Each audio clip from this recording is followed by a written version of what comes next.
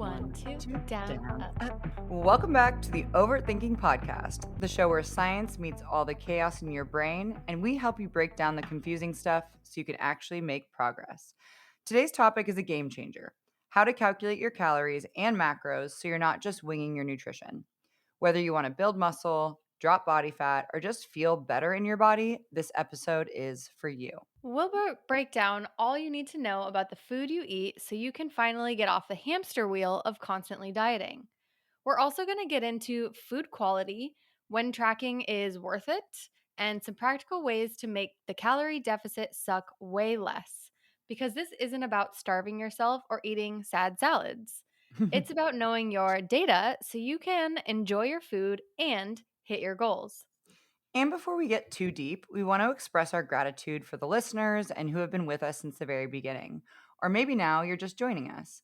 Like any new venture, it has been very much a work in progress. And every week we get better and better to bring you only the best and most informative episodes. And of course, trying to keep it fun. But we would love if you could leave us a rating, send the episodes to your friends. It helps us reach more people who want no BS, evidence based info without the diet culture nonsense. So, with that, let's get into it. But But first, first- but would you rather sit in a 2 hour seminar with a detox influencer or go on a date with a hardcore carnivore advocate? mm, I am gonna pick go on a date with a hardcore carnivore advocate because I think that there is something.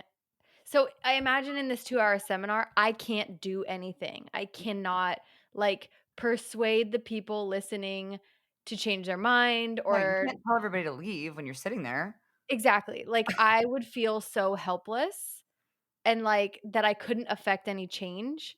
And I don't think that I could affect change on one singular carnivore dieter either, but at least I could like argue with him and then never see him again.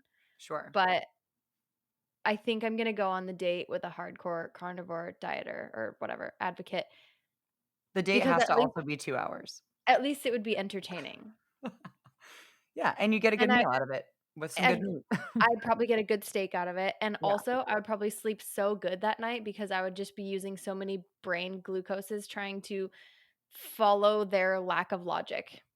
Yeah, I agree with you. I would rather go on a date with a hardcore carnivore advocate because, as someone who's gluten and dairy free, honestly, if you're gonna pick a great steak for me for a date, I'm Great. there, and I can tolerate most people. And if someone's thing that they're most passionate about and so annoying that they're shouting from the rooftops is about eating more protein, cool. I'm into that.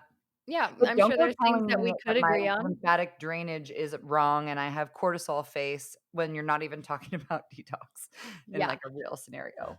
I feel like there's at least things with a carnivore dieter that you could agree on. Like we can agree that good like protein is good for you. Yeah, Yeah, we can talk yeah, about that. and I'm gonna And order a also side salad and no just one's mad about bad dating stories. no, It's but very entertaining. that could be another this or that, your worst dating story. Ooh, okay, okay. Get into today's topic. So, first, I think it's important to define metabolism as we go through. So, obviously, we mentioned today we're going to be teaching you how to calculate your calories and break down what your macronutrient profile should be based on that. So, it's important to understand what metabolism is. And metabolism is the process by which your body converts what you eat and drink into energy, right? So, And we have a lot of metabolic processes in the body. This is yes. just one of them. Yes. And when we think about how many calories you burn all day, we call that your total daily energy expenditure. So how many calories your body burns in a day, and all of these factors that influence that is not only your physical activity, but it's your resting metabolic rate, so your baseline calories in order to stay alive. Mhm. So we actually use RMR, or resting metabolic rate, instead of basal metabolic rate. So those two are kind of interchangeable, but basal metabolic rate is going to be more of a restrictive and not reflective of like your actual day to day. So it's often used in like studies Mhm. or hospital settings because you have people who are bedridden, not actually moving about their day. So we use resting metabolic rate as a more accurate um, verbiage for this. But if you see, Secondly, like, basal metabolic rate on, like, an in-body scan or a DEXA scan, for the purposes of this conversation and your purposes, just they're it means the same thing. yeah, Yeah. Yeah. they're the same thing. Yep. I'm being a little pedantic about it. So ooh, pedantic. Ooh, pedantic. Ooh. Also affecting your total daily energy expenditure or how much you're going to burn throughout the day is called NEAT, and it's your non-exercise activity thermogenesis. So this is going to be your movement from regular daily life. So things like fidgeting, getting up and down from your office seat, walking around the office, maybe walking to your mailbox, things that are like not your physical activity where you're making an intentional effort to move. Yes, and then, like you said, there are other processes, like, beyond just training, right? It's resting metabolic rate, which is like how much your energy your body needs to like blink your eyes and have proper organ function and, regulate hormones. And then we have the NEAT, which is like all of the other things that you do in the day outside of your workout. So cleaning and fidgeting and getting up to go to the bathroom and parking far away and getting more steps in. That's all NEAT.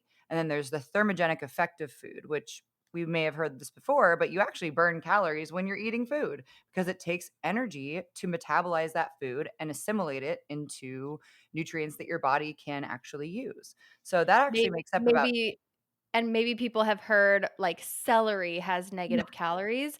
That's kind of like a good metaphor, like, celery doesn't have negative calories, it has negligible calories, but it does kind of take more effort for your body to break it down. That's kind of what we mean when we say thermic effective food, although celery doesn't really have a high thermic effective food because there is not a lot of calories and it doesn't right. have to use a lot of process to break it down. Things that do have a high thermic effective food, Protein. protein. We love her. She's all over. She is our queen, and truly, she deserves a lot more, you know, praise. So, yes, thermogenic effective food, specifically foods that are high in protein or fat has pretty small amount of thermogenic effective food. And then the one that everyone thinks is the main reason for how many calories you need is eat, which is kind of counterintuitive, but it's your intentional exercise, your Yeah. exercise activity thermogenesis. And this Which actually has makes nothing to do with eating, by the nothing to way. do with So eating. It's so silly eat that is that's a little confusing. So we can right. call it PA, physical activity, Yeah. any activity that is intentional. So you going to the gym for an hour a couple times a week, that's going to be your PA or your exercise activity. Right. And so your metabolism is made up of these four buckets, which are resting metabolic rate, like your body just existing on the universe, on the planet. Two, NEAT, so how much you're just moving throughout the day. Thermogenic effective food, how much energy it takes to digest your food, and then the intentional exercise. And you might be surprised to hear that less than 10% of your energy expenditure comes from, or it can be anywhere between 10 and 20% is your intentional exercise. That's how much it really makes a difference. And NEAT actually makes up closer to 20 to 40% of your daily caloric expenditure, which makes sense that we talk so much about steps and walking because it really makes a bigger impact on your body composition and metabolism um, than your training. Does that mean you should not train? No, because your training dictates the contour of your body and your activity level, daily activity, kind of dictates the size of your body, right? If we're going to simplify it. So Correct. now that we know what makes up your metabolism, how do we calculate this number? This how many calories I need in a day? Yeah. So, how to calculate your total daily energy expenditure or how much we would theoretically want to consume in order to maintain your current mass. So we would use we're gonna for this the purpose of simplicity put a link in the show notes to the Mifflin St. John formula calculator. So this will just be your theoretical calculation that will give you your resting metabolic rate and ultimately your TDEE, your total daily energy expenditure. So the actual equation is like a little lengthy and going to be super boring if I just say it out Mhm. loud to you, but it will use a couple numbers that you'll need. One, you'll need your body weight in kilograms. Two, you'll need your height in centimeters and your age. Those are the three things that you need in order to calculate this formula. The one that we will have linked, you won't need to do any conversions to centimeters, right? You can just, it asks, okay, how tall are you in inches? And it'll convert it for you. So you'll use this formula. And then once you get that first number, your basal metabolic rate number or your RMR, resting metabolic rate number, you'll apply that number, multiply that number by your activity factor. So typically it's broken down into how many times you'll be active per week. If you're not active at all, there's a certain multiplier for that. If you are active, I believe it's like 1 to 3 times, 3 to 5 times, and then very active and extremely active. There's different numbers for each of those. Most people will probably fall in that middle category of 3 to 5 times per week. I know that I do. So what that would look like, it would be RMR times 1.55 is the multiplier. These multipliers are just set. They don't change. The only way that they change is based on your activity factor. So if you have, a season of life where you're moving a lot more, you want to adjust your TDEE to reflect. Like a lot of people during the summertime are a lot more active, especially here in the Midwest, than during the colder months. So Mhm. it's behooves you to know what your kind of range is calorically for the TDEE based on, if you're in season for a sport or you picked up a boxing class that you're really liking right now, you might have to adjust some things. And it's really easy to do. You just plug things into a calculator and it tells you roughly what you should be. Right. Or better example, maybe you, Bree, have spent a lot of time in CrossFit and you probably fell into that very active category because you needed a lot of calories to sustain your activity level on top of training, on top of all of the activity that you were doing in your regular day. But then let's say Bree had a knee injury that she had to have surgery for. Her activity factor is gonna be negligible now, so she would have Right. to adjust that. You'd probably not be, like, tracking your calories while you're recovering from surgery because that's realistically a lot of out of this world, but as the example goes, Right. And that's we how you would know adjust. that NEAT is like the biggest impact on your TDEE. Even even from that perspective, not because I can't train, it's actually because I can't get up and move around. That's really going to impact my multiplier the most. Yes. Yeah.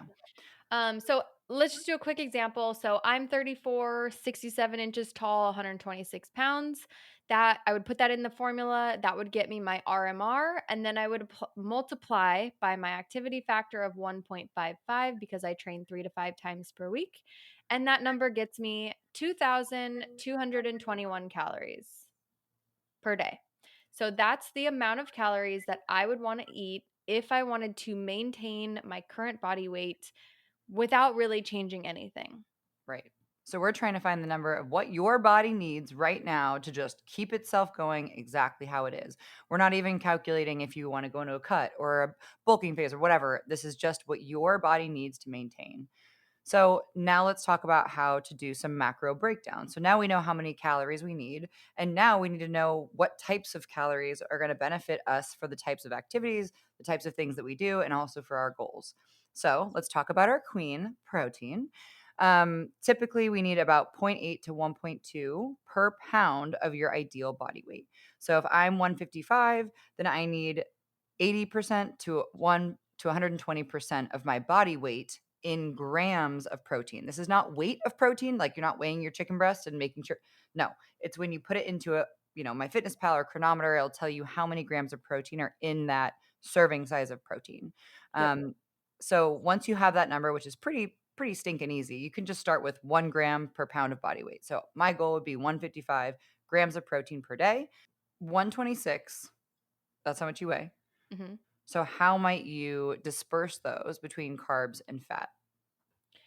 Yeah, I mean, you could split it like evenly, or what is probably more advisable is if your fats, you want no higher than 30% of your total calorie per Mhm, day.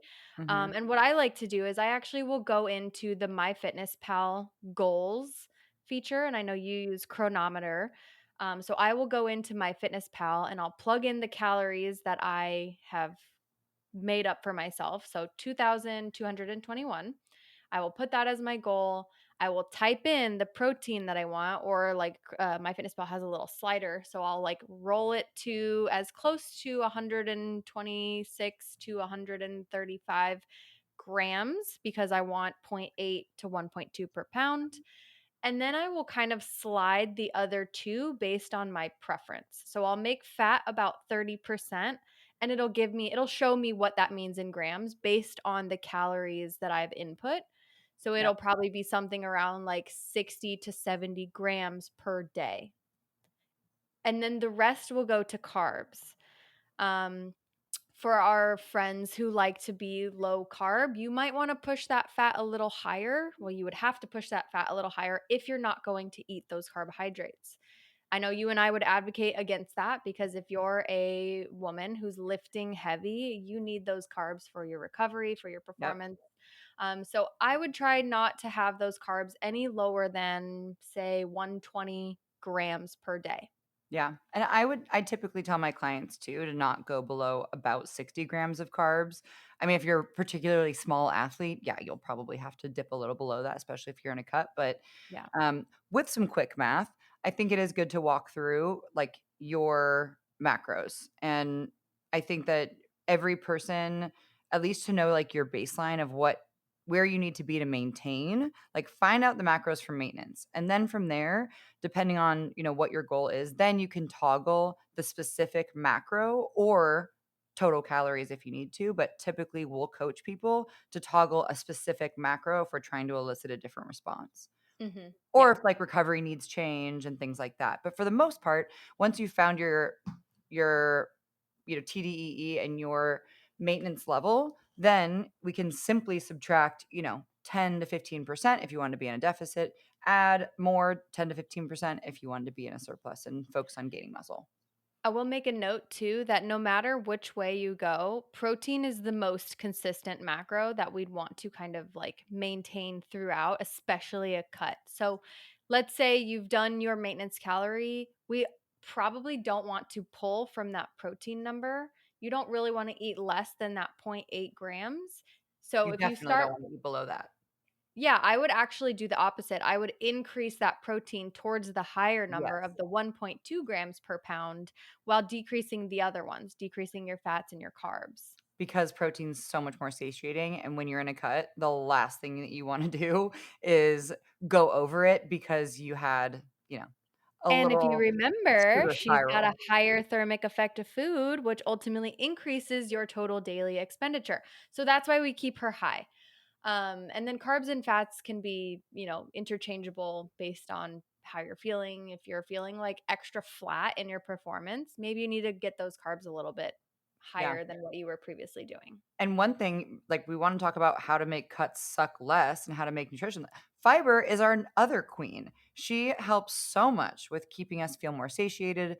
Fiber helps with digestion, hormone balance, blood sugar control, and helps you stay fuller longer. So This is the argument we'd be having with the carnivore dieter. exactly. So if you're doing carnivore, you don't eat plant matter that has fiber in it. Yes. There's very minimal options there. So there's two different types of fiber. I won't get too much into this, but soluble fiber slows digestion and feeds good gut bacteria. So these are things like oats, berries, beans. And then insoluble fiber adds bulk and keeps digestion regular. Basically, it adds bulk and helps kind of I'm not going to say toxins, but helps pull things out of your gut that might be stuck Yeah, feeling. and you can think about insoluble fiber, meaning it's not soluble, so it adds that bulk into your stool, into your digestive tract. So if you think about like corn, right? Like when you eat corn, you go to the bathroom, it's still whole, right? Like that's because it's insoluble fiber. It's not going to break down because our bodies cannot break it down. That doesn't mean it's bad. It's No, perfectly good. It's actually really good for you. right. So we need that bulk in your system in order to have healthy digestion. And just chew it really well, please. Chewing really helps with digestion as well. If you're bloated, fiber helps Mastication. only when yeah, Mas only when you chew it. masticate that food. Masticate that bee. Aim for about 30 grams a day. Okay. Yeah. Shoot for the moon, land for the land amongst the stars. Truly try to get 30 grams of fiber in from fiber or from soluble and insoluble. Um, And also, like, just trying to work on that fiber number will actually improve your overall diet quality yeah. inherently because you can't really get fiber without eating all of those things that If you're contain eating fiber. chicken and rice for every meal, your cut is going to be probably super easy if you can commit to that. Um, like in the means of like getting to your goal. But most people are not that way. We are not robots. So the more color and, high volume, low calorie food you can add, the better. I will And also usually those are say fiber foods. I will also say that fiber supplements aren't really the same. They're not synonymous with eating fiber. No. They're fine. I mean, I think at this point everybody knows how I feel about supplements. They're fine for Um, travel and like for situations where you're like really backed up. yeah, I just don't think that they're going to have the same effect as real food, right? Like, No. go back to our supplement episode, and I will say this until I'm blue in the face. Supplements will never be real food. They will always take a back seat. But if it's the absolute only way that you can start on your fiber journey, okay, fine. But what I would say is better is eat a pear. Pears have so much fiber. If you ate nothing else, if you ate fast food all day and you had a pear, I will take that as a win. Yeah. And chia seeds are kind of my like fiber favorite meal is Yep. overnight oats and chia. Yep. And then whatever else I want, berries, protein powder, even egg whites sometimes And on you it. probably get like 12 to 15 grams of fiber in Yeah, just that. I'm, like, done for the day. We'll post Bree's chotes recipe. Chotes! Oh, no. I used to call them protes, protein Yeah, oats, I'm but I calling guess them they're chotes. Chipra oats, Chotes. oats. Alright, so we know So, what your moving on. TDEE is, right? We know what it is, and that's our maintenance. So we talked about how we could do a deficit, a surplus. A deficit just means eating less than your TDEE. The amount that you quote unquote should depends on how urgent the goal is, all of that. Um, so, what's the lowest deficit that's actually reasonable for someone to be in if their goal is to lose body fat? So typically we'd want to start with like 10 to 15% below what your theoretical total daily energy intake is. So that number that we've gotten from our equation. That we're going to keep saying this over and over so that it makes sense. Um, so ideally 15% if you want to be a little aggressive. We always as a practice want to diet from the highest possible dose of calorie so that one you're not miserable and two you have some to continue pulling from. If let's say your TDEE is like mine and it's 2,200 calories every day. If I go straight to 1,500 calories, I'm going to hate my life, Mhm. number one. Number two, okay, if when that stops working, what do I do? Where do where do I pull more calories from? Do I just keep eating less? And this is where people get stuck, right? And this is where They people get start going onto the elliptical and doing hours and hours of cardio because they try to burn more calories and create more of a deficit. and your body is constantly stressed, you're constantly beating it to the ground, and you're ultimately wondering what the fuck is wrong with me And then because you you're start not. being that person where you're like, "There's gotta be something else. It's just inflammation. Maybe I need a detox. Maybe it's cortisol belly." No, Maybe I've it's just got you've been cortisol face. burning yourself out trying to move more and eat less, like everyone's been telling you to, but turns out it doesn't work. It turns out what happens is your body likes homeostasis and consistency. So if you're Yes. gonna do a cut, you better commit to it and stick with it for a bit because Yep. buckle in, this is how you do it. And those super extreme deficits, so let's say I immediately went to the 1,500 calories. It's going to like increase my stress response inherently. It's going Mhm. to impair my recovery. It's going to keep me from going back to the gym so that I can train heavy because I'm going to be so fatigued. I'm And probably pissed. going to stop getting a period. There's going to be so many other effects that keep me down. And I don't Mhm. want to stay down. I want to stay active. I want to stay building the muscle so that I maintain my metabolically active, high skeletal muscle mass body composition. Because that's ultimately what's going to increase the caloric burn throughout my life. And I think we didn't say this earlier, but what determines your basal metabolic rate or your resting metabolic rate? How much muscle mass you have on your body. So It this is a influences vicious it, yes. cycle. right? It's yeah, one of the things. But can you imagine like, okay, I your baseline amount of calories is the biggest chunk of the pie that contributes to how many calories you need. But if you're letting yourself wither away and not go to the gym and your body starts quote unquote eating its muscle, no, it's just using the reserves that it has, then you're going to be it's going to make it harder for you to keep losing weight. It's going to be harder for you to stay adherent. And also, you're going to be a drag to be around. So even Yeah. when you reach your dream body, you have no friends. And also to your point that I think you're mentioning is that like you're eating these low calories and your body is not going you don't get to choose what your body burns off of you. You don't get to choose if it's fat. You don't get to choose if it's muscle. Your body will probably pull from muscle if you can't continue to train heavy because you no longer need that muscle mass to lift heavy. So you're in this like vicious cycle where you want to eat less, but then you are less active because you don't have the energy to remain active. So it's this like negative loop that we Right. need to get you out of, Yeah. which is a perfect segue for after your deficit. Let's say I personally don't like to do any longer than 12 weeks. Yep. I would say 8 for people who, like, don't have a lot of experience, and I say this because adherence is typically the number one thing that will derail you and you will stop altogether. Yeah. So and maybe just use 8 weeks as, like, a little asterisk. You can do less, right? Like, you can do 4 weeks and then give yourself a diet break. So bring it back up to maintenance. So if my maintenance is 2,000 or 2,200, I'm gonna go from my 15% less from 2,200 back up to my 2,200 after 8 weeks. Yep. Because 1, I want a cheeseburger and I wanna go out with my friends, right? Like, I Yep. wanna eat a whole pizza and I don't wanna feel bad about it. But, I'm not gonna always make those extreme decisions. I'm going to probably increase my protein a little more. I'm going to increase my carbs a little more for a couple weeks. Let's call it 2 to 3. Give myself that nice little break so that I can reinvigorate that motivation again to go back into caloric deficit. So this is Right. where people get it wrong, right? Is they're constantly dieting, they're constantly going straight to that 1500. They're constantly doing less and less and less and less and less and then stuck in this negative loop. Yeah.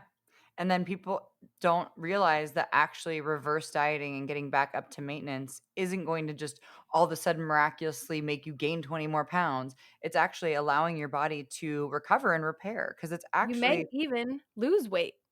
and that is a very common thing that we'll see, especially in women, is that when you start reverse dieting back up again, especially if you do it in a mindful way and a calculated way, it helps your body find homeostasis again. So again, same way that you wouldn't want to drop calories super quick, you don't want to reverse diet all the way back up to maintenance. Like especially if you're fully coming out of that cut, right? If you're doing like a diet break, for sure, like bump up a little bit, bump back down. But if you're like, all right, I've lost the weight I want to lose, I like how I look, but I want to keep making marginal gains over a long period of time, then I would suggest dieting with a titration schedule. So adding back calories by 100 to 200 every week to 2 weeks and doing it in a way that actually feels good to you. A lot of people at the end of their cut, that 12th week, they're like, I'm so sick of logging food. I can't possibly. Those are the people who fuck up their diet. Okay. Yep. Those are the ones who do it because now you burnt out your bandwidth for logging food. And this reverse diet, which is actually a very important part of dieting, you no longer have the bandwidth to do. So if that's someone that's like if you're that person who gets burnt out on tracking food, which you're not alone, then just know that you might need to have a slightly shorter cut than other people and your reverse diet schedule has to be locked in. Don't be doing that when you're on vacation. Okay. Like people who lose a bunch of weight for vacation and they go splurge. It's like, that's kind of tough. I would actually tell you to stop your cut before you go on vacation. Give yourself 2 weeks to reverse diet, 3 weeks even. And then you're on vacation feeling good and your body's adapted to the quantity of food that you're going to be eating while you're on vacation. I love that, and I wanna add, like, be realistic with yourself too, right? Like, don't try to go into a cut when you know you're gonna fail. If you know if you wanna try to go into a deficit over Thanksgiving or your favorite holiday, you're probably not going to be adherent, right? Because those are all events where there's big social gatherings, there's alcohol, which we know it has a lot of calories because you're drinking many, right? Like, you're not gonna just have 1. It's fine if you do, but, like, what if you have 6? And then what? How do you get back onto the diet? So, like, try to plan your phases for realistic times of your in your life that you can dedicate and be honest with yourself. Mic drop. And truly, like, if you're someone who's like, "Oh, I need to lose weight quickly, like, quickly, quickly," you have that, like, really big bit of urgency, then you probably are someone who, 1, needs a coach, 2, probably could Yep. benefit from doing this approach where you do these short bursts of diets, but you're allowing yourself, like, you have to be calculated about it. You kinda have to be. But if all of this stuff, this cut, bulking, all of that stuff feels like a lot, it's because it is. So if you want to have a reasonable marginal deficit that you can sustain in, like, a what we call, like, a recomp phase where you're just below your maintenance, so you're still able to see some body composition changes, I coach my clients to really focus on NEAT, okay? Because I with most people, I won't just take away food right away. I'm like, "You Right. need to show me that you can move your body consistently enough to elicit a response to lose body fat relative to your caloric consumption. If Yeah. you need a And little extra, then, only then, I'll start taking away food."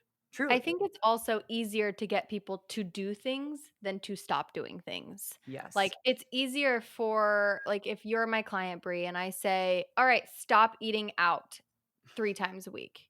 You're All gonna I'm gonna be focus on like is eating out. you're gonna be like, "Okay, coach, uh-huh, wink," and then not do it, and then the next time we check in, you're like I'm like, "How many times did you eat out?" "5." Or "Oh, I just cool." ignore your check-in and don't show up. Exactly. So, it's easier for us to say, "Let's do this thing different," instead of "Don't do this thing." Yeah. And replacing it. I think it's really helpful. Like, you are the queen at this. Like, Kelsey never keeps sweets in her house unless I Venmo her to go buy them. Food environment matters so much. Food environment matters so much. If So you have things that you cannot have self-control with, those are not the things that you can keep around. yeah. However, I actually would say that those are things that you need to be friends with. You need to make friends with them because Of for a course. long time they've been your enemy, and that's why when you guys are together, you're a vicious cycle. But instead, flip it. So if Oreos are your thing, the first step is to find a or less processed version or a better ingredient version of that Oreo. Okay, then like I would there actually say a more calorically friendly option and sure. not processed, unprocessed, because those 2 things are kind of equated when we're thinking about weight loss. Yeah, you're great point, great correction there. So something that's, less calorically dense and maybe more nutrient dense, you Like, probably maybe you get the small fun size Oreos instead of, like, a whole line of the big Oreos. Maybe you yeah, get, like, the little fun packs that that are, would like, I don't know how many calories, but, like, that'd be a good alternative. a great alternative. And then switching it instead of taking it away, 1 gives yourself something to do because there's probably a habit stuck with that food that you really like the Netflix and chill or something like that. So in order to get there, just swap it and still do that action or be in that environment that you were eating that, favorite food. And then that way you can retrain your brain that you can still be in that environment without that, food that you love so much. And furthermore, if that food makes its way into your house, you know that you can still have some of it, but you already got watermelon on the couch instead of those Oreos because you've been doing it for weeks. So then it also sets you up for success when you see that thing again. It's like seeing an ex. Yes. We're making tons of good little golden nuggets here. I wanna keep things moving along so that this episode doesn't get lengthy, and we can save questions and other responses for future episodes. So, Brie, how can we make a cut suck less? Mm, great question. So we talked about fiber. Fiber definitely is going to be a good friend of yours here. Keep your protein high. Those two things are really going to help with which the main problem is that you're really hungry because you're meant to be hungry in a cut. Yeah, Yep. you're gonna face hunger. So Yep. protein and fiber are going to be your best friends. With that, sleep, hydration, stress management. I put those 3 together because they typically can go very well together. And habit stacking these is going to be your best friend. So, sleep and stress management, number one. A lot of us feel hunger when we're stressed because our brain's searching for dopamine. So instead, if you put in some practices, especially during a time where you're doing a cut, it really will help you with that reaching for cravings and being able to dismiss cravings if they pop up. Mhm. Yep. Um, Also, training heavy, of course, we say this almost in every single episode, is keep pushing yourself in the gym. Don't just do the cardio. The cardio is important too, but don't just do cardio. Also, get out there, do the weights, lift some heavy shit. Because at the end of the day, your yeah. muscle mass is your life insurance. It's your quality of life insurance. Please don't do CrossFit and hit when you're in a cut. Okay.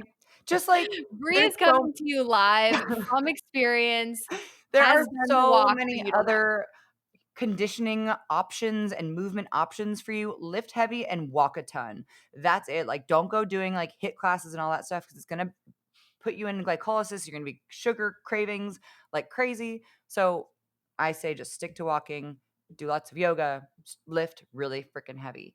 We Also, talked about refeeds the and HIIT diet breaks. classes don't have progressive overload, so you're not going to actually see results from that, but that's for another time. Yeah, that'll be next It's just episode. me sipping my tea over here. Mm. Going on, you were saying refeeds or diet Yeah, breaks. we talked about that pretty lengthy, but I think it's good for you if you're gonna do something calculated like a cut, do something calculated to get the heck out of it too. And then plan diet-friendly social events. I cannot stress this enough. In times in the past for my clients where they've done cuts, their biggest complaint is that they feel like they're just on an island and they can't do anything fun. And the reality is that there are so many ways for you to still be on plan. It just takes setting boundaries and being clear about them. And also setting up these events. So even hosting, like for you, you're the big host of the friend group, it's really easy for Kelsey to be able to determine what foods are going to be coming into her house. And second thing is decide the restaurant. This is more for me. Like when I go out to dinner with my friends, I want to choose the restaurant, one, because I have allergies, but also two, I want to make sure that I can get a decent size of protein on my plate without all of the oils and things that can come in there. And the other Yes, thing is like maybe and it's look at not the around menu. food. But also going back to the restaurant, look at the menu in advance. Like Yeah. if Bree chooses the restaurant, let's say you choose Buona Forchetta, which is pizza, I'm gonna 100% share a pizza with someone, but I'm probably also, if I'm gonna cut, get a side salad, and I might even ask them for some salmon or some chicken on top. Yeah. And if you have friends that don't eat the same way as you, it's very common for people to make comments. Let them let them make comments about your food. If someone's like, "Oh, you're not going to eat 3 slices of pizza, you're going to have 1 slice of pizza and a side salad." Nope, Like, I'm committed to this. "Nope, I'm committed to this and I'd love to talk to you more about why I'm doing it." Yep. Yep. And then Um, plan more activity-based hangs. Go for walks with your friends, walk to the coffee shop, go to the park. I love those. Moving on to food quality. Does it matter? Yes, it does. Whole food, and we'll get into this in another episode, but whole and minimally processed foods. And when we say these things, we mean vegetables, fruits, lean meats. Those are what we mean when we say minimally processed. Of course, those things are also processed. Another asterisk here. That's going to be another episode. Um, but we wanna focus on the things on the outside of the grocery store instead of the aisle packaged multiple ingredient foods. That's what we mean when we say processed. This is also going to support your metabolism because you're not eating more quicker, right? So that's where the calories add up. It will also help you maintain your muscle and energy levels throughout the day. And I did want to talk about the inflammation part. People keep talking about cortisol face and all this like cortisol. A lot of times, if you are puffy in the face, it could be from some of the foods you're eating. It's not even like the quantity of the food, it's the type of food. So if you wake up from like a super salty meal or a super, processed high sugar night, you're going to be a little more puffier in the face. And probably in other places. That's Yeah. just an A lot effect of of it your body having to work harder and bring more water into your system to try to process it. Yeah, or to a lot of digest the it. preservatives they use or, like, the nitrates in some of, like think of, like, a breakfast sausage or bacon, like, those all have the nitrates and sulfates and stuff, so those are going to inherently those are just preservatives. They're not necessarily bad, but they will, like, kind of give you some of that inflammation that you're referring to. Whether it's, chronically harmful is kind of vague, Right. ambiguous. But ultimately, all those processed foods will have you hungrier and craving more food sooner, which will ultimately make you eat more calories throughout the And day. you posted about this recently, the difference between, like, having a protein bar and, like, an actual full plate of food. Like, we Mhm. gotta surface that infographic again because you crushed it. Like, 1 protein bar those were back in the day, like the Weight Watchers day, those were called meal replacements for a Right. reason. They Right. a literal protein bar has the same number of calories as an entire plate of food. The high volume episode that we did, we can refer back to, but if you are in a cut, the less things you eat from a package, the more creativity you have, the more options you have, and also the more full you're gonna be. Yep. Does quality matter for overall health? Sure, we can talk about that. We agree that there's more minerals and vitamins and nutrients, but just from like a making your life easier and taste better, the less packaged food you have, the better, and you can get more Yep. bang for your buck. And from a weight loss perspective, because, if your diet is full of easy microwave meals, you will ultimately eat more, greater quantity of more microwave meals, inherently making you eat more calories, inherently making you gain more weight. So, try to eat more food that you cook at home. And when you cook your own food, you're already starting the digestive process because you're smelling it, you're noticing the textures of the food, you're like creating a relationship with your food. So, again, if you're going to do a cut, and especially if it's a big one, you better also plan to be able to make a lot of your food at home because it just helps the process so much more and you're going to get better results from it. Yes. It's not So, necessary, but it's helpful. let's talk about tracking food real quick before we wrap this up. So, do we have to track food? How often is enough? Is it important that someone uses MyFitnessPal every single day? No, but it gives clarity to us and gives us data. Think of it as a helpful tool, not a rule. I personally spent like 2 years tracking my food because I was someone who didn't grow up with, like, a good family system of teaching me how to eat and how to cook food. So, like, I was the person that ate boiled chicken, unseasoned, frozen broccoli, and rice, and I was like, "Ugh, I'm gonna throw up. This is so gross." Mm, But I was curious, and it turned out I was eating so little because I just didn't know, and so tracking for me really helped bring some light onto what I was eating and where I could fill the holes.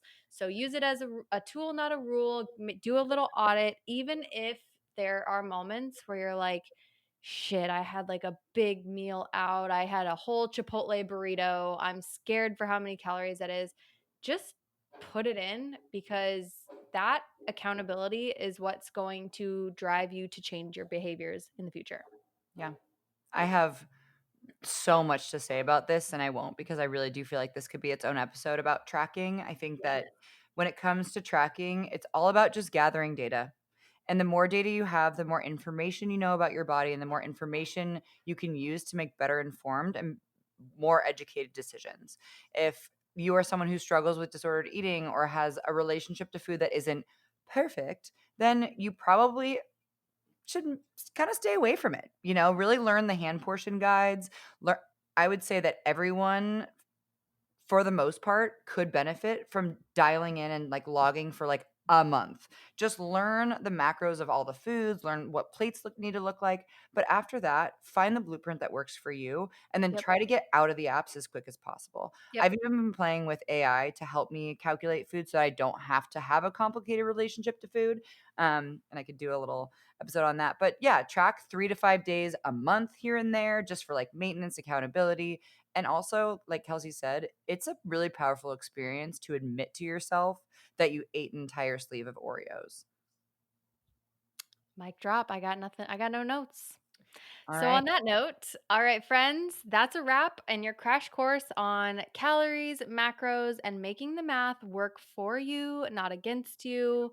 Remember, your TDEE is not set in stone, your macros are not prison bars, and tracking is just a tool, not a rule. Use those numbers as a starting point and then stay flexible and adjust your life and your training around your goals and how you evolve. And don't forget the real magic, the whole foods, fiber, sleep, managing your stress, and lifting heavy as fuck. It's never just about calories, it's about fueling your body to feel strong and actually enjoy life in the process. And if this episode helped clear up some confusion for you, share it with a friend who's stuck on random macro calculators. And if you're loving the show, please do let us know. Leave a rating, send to your friends, and even comment on the episode on Spotify or Apple. It helps us reach more people who want no BS, evidence based info without the diet culture nonsense. So please follow us on Instagram at overt_thinking podcast, at Brianna Lamb, at Kelsey Michelle, and we will see you in the In the next next episode. episode.